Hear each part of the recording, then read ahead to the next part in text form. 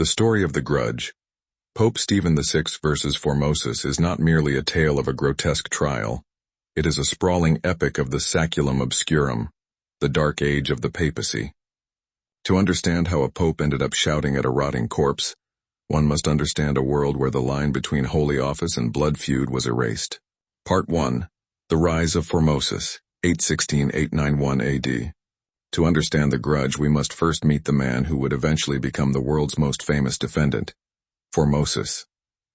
Born in 816 AD, Formosus was a man of immense talent and terrifying ambition. By the time he was Bishop of Porto, he was known as a brilliant diplomat. He was the man the church sent when things were falling apart. In 866 he was sent to Bulgaria to convert King Boris I. He was so successful, so charismatic, and so politically astute that Boris I refused to accept any other man as the Archbishop of Bulgaria. But in the 9th century, success was a dangerous currency. Pope John VIII, a man of fierce temper and deep paranoia, saw Formosus's popularity as a threat. He accused Formosus of corrupting the mind of the Bulgarians, of deserting his own diocese, and, most significantly, of conspiring to steal the papal throne. John VIII didn't just fire Formosus, he excommunicated him. Formosus was forced to flee for his life, swearing a sacred oath that he would never return to Rome and never again perform the duties of a priest. The broken oath. When John VIII was assassinated, beaten to death with hammers by his own retinue after a failed poisoning, the political winds shifted. The next pope, Marinus I, pardoned Formosus. He invited him back to Rome and restored him to his bishopric. Formosus took his seat, but he had a long memory. He spent the next decade navigating the treacherous waters of the Carolingian Empire. By 891 AD, Formosus achieved his ultimate goal. He was elected pope. However, the Italy he inherited was a chessboard of violence. To the north were the Germans, to the south the Saracens, and right in the middle was the House of Spoleto. The Spoleto family, led by Guy III and his formidable wife Egiltrude, viewed the pope as their personal chaplain. They forced Formosus to crown Guy as Holy Roman Emperor. Later they forced him to crown Guy's son Lambert as co-emperor. Formosus hated this. He felt like a prisoner in his own palace. He looked toward the horizon for a savior who could crush the Spoletos. He found one in Arnulf of Carinthia, the king of the East Franks.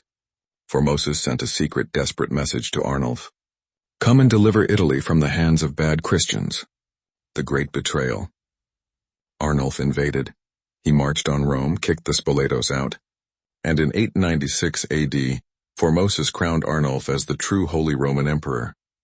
Egiltrude and her son Lambert fled to the mountains, burning with a rage that would span generations.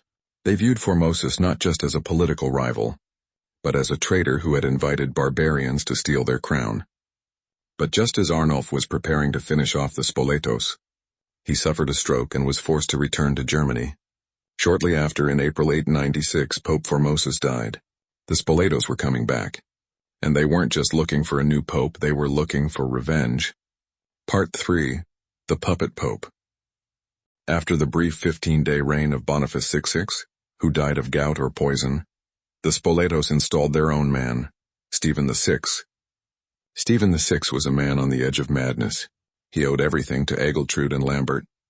To prove his loyalty and to fix the legal mess Formosus had created, he agreed to perform an act that defied every law of God and man.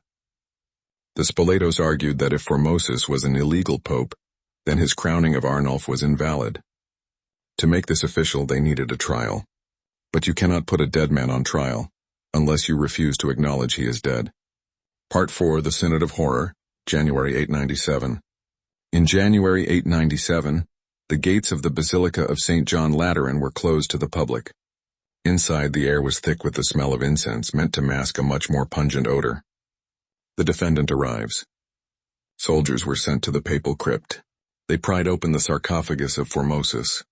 The body had been buried for 9 months. It was in an advanced state of decay, the skin leathery and gray, the features sunken. Under Stephen's orders, they washed the corpse, dressed it in the heavy, stiff silk of the papal vestments, and tied it to a throne. The charges. Pope Stephen VI stood before the body. He did not speak with the solemnity of a judge, he screamed.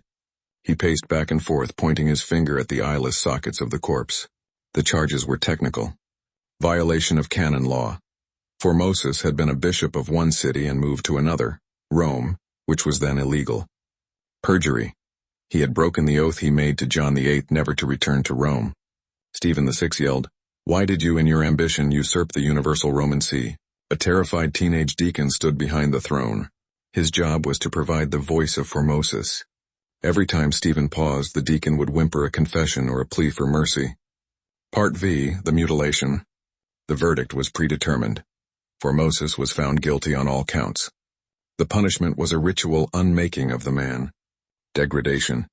They stripped the vestments off the rotting body, tearing the silk away from the decaying flesh. The 3 fingers. The executioner took a blade and chopped off the 3 fingers of the right hand. The fingers Formosus had used to give the papal blessing and to crown the wrong emperor.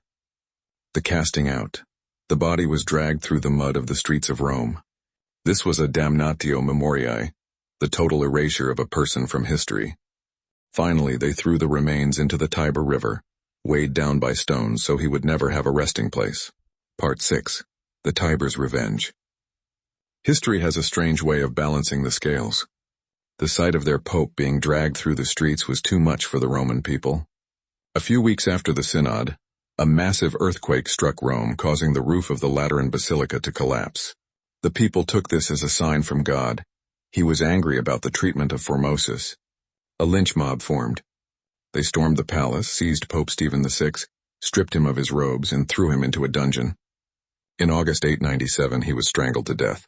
The fisherman's legend. As for Formosus, legend says his body washed up on the banks of the Tiber near a monastery. A monk, prompted by a vision, hid the body. Rumors began to swirl that when the body was brought into the church, the icons of the saints bowed their heads in respect. In 898, the next pope, Theodore II, held another synod. He declared the cadaver synod a travesty. He had Formosus's body recovered, his fingers symbolically restored, and reburied him in St. Peter's Basilica with full honors.